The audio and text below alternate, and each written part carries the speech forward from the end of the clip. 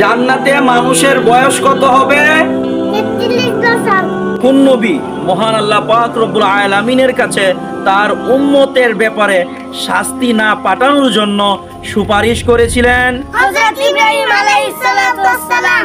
হযরত ওমর রাদিয়াল্লাহু তাআলা আনহু কোন সূরাটি শেখার পরে মানুষদেরকে উট জবাই করে খাওয়ান?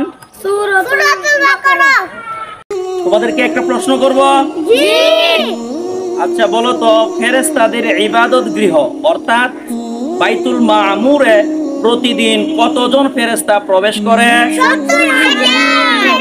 পবিত্র কোরআনে কোন নবীর সম্পর্কে বলা হয়েছে উনি ছিলেন ওয়াদা রক্ষাকারী, সত্যবাদী এবং নবী ও রাসূল? হযরত ইসমাঈল আলাইহিস সালাতু ওয়াস সালাম। মাশাআল্লাহ। আম্মু, ইয়াব্বু। পুরুষদের মধ্যে সর্বপ্রথম কে ইসলাম গ্রহণ করেন? কুবাতা। মাশাআল্লাহ। আম্মু, ইয়াব্বু। পবিত্র কোরআনে সবচেয়ে কোন নবীর নাম বেশি উল্লেখ করা হয়েছে? মুসা নবী। মাশাআল্লাহ। আম্মু, ইয়াব্বু।